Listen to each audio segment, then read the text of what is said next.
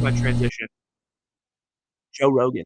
All right, I'm instantly canceled. Everyone's like, "Oh, Joe Rogan? Anuj, you're talking about Joe Rogan? Bro Rogan?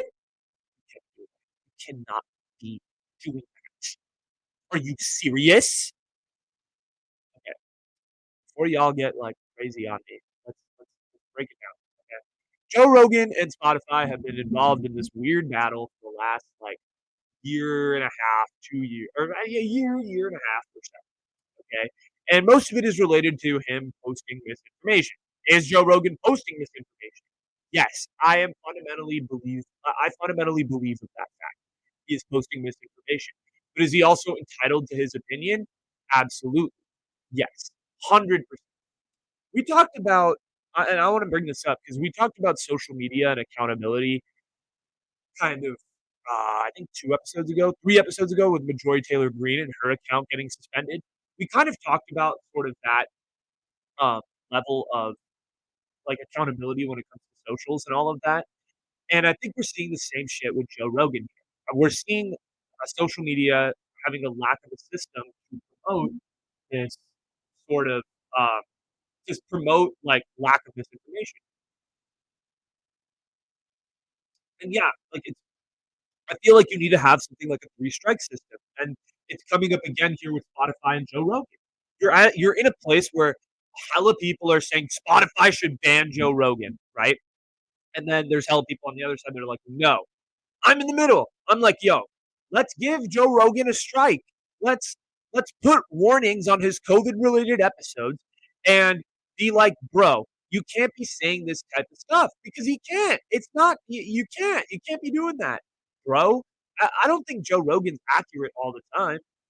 This is where the argument like gets into credibility. And I think credibility is so personal to every individual.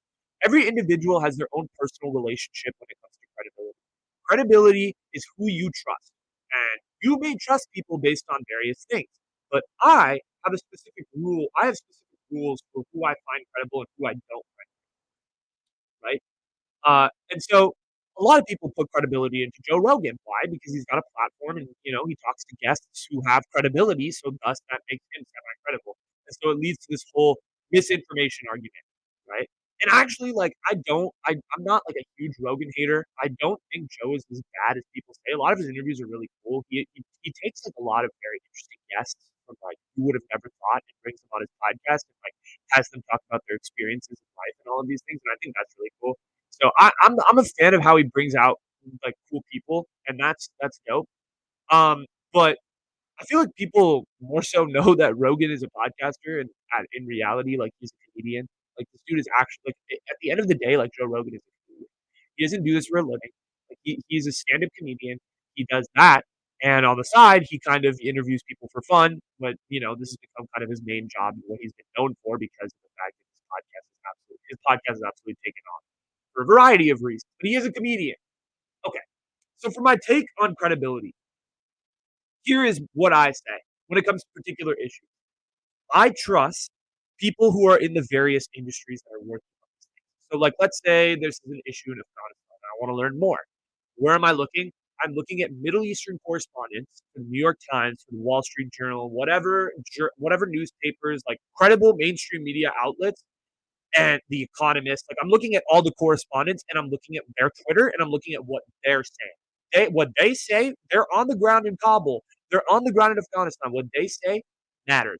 And so you should listen to those people. Scientists, for example, when it comes to the vaccine, they know what's up. They know what they're talking about, all that. Trust people who make it their lives mission to find out things. A lot of correspondents, a lot of journalists who live in these East African countries or, wherever news you might be trying to get, science journalists, health journalists, they do this because they absolutely love it. And and they've been doing it for like 25, 30 years. And there's a reason that, some of the biggest journalism publications in the world have employed that because they make it their lives mission to find out the truth in these various industries. It's a fact. Trust people where the information comes from like nonpartisan media outlets. This is key, right? Because you have a lot of media outlets like MSNBC and CNN to a certain extent, and all of these things that do provide a lot of information, but a lot of it is biased when it comes to like partisanness. And so there might be a certain agenda with these journalists, and a lot of and kind of outlet from where it comes from could be censoring a lot of the information that they provide. So that is also very tough. And don't trust celebrities. This is what I've learned. Like, honestly, do not trust people who make a living off acting or make their main living on stand-up comedy, e.g., Joe Rogan.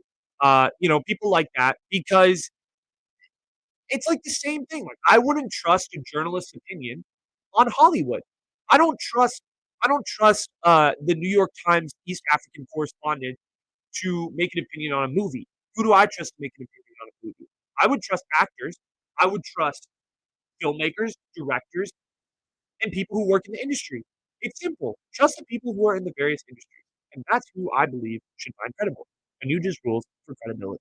Trademark.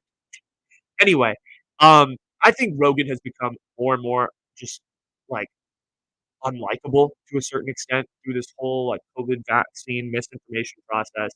Obviously, the Robert Malone interview, I think, is what really triggered a lot of people. But I do feel like information is a choice. What you consume is a choice. You, as a consumer, have to make a legitimate choice to find outlets that you believe are trustworthy and you believe and you're going to put in a lot of credibility into. If you want to put in the work, and this is what I'm saying, consumers, everybody out there that's listening to this, you have to put in the work to seek out the truth if you can, because no one, no one wants to put in the time these days. I'll put in the time for you. You listen to me, I'll try to give you non-objective, you know, bias. But I encourage everybody, put in the work when it comes to your research about any topic. Put in the work, find resources, find credible news outlets, and trust me, you are going to be much more well informed than if you just click on the first link that you see on Google Images or whatever it is. Just do the work, do the reading. Trust me, you'll become a more informed citizen of not only America, of not only certain issues that you care about, but the world.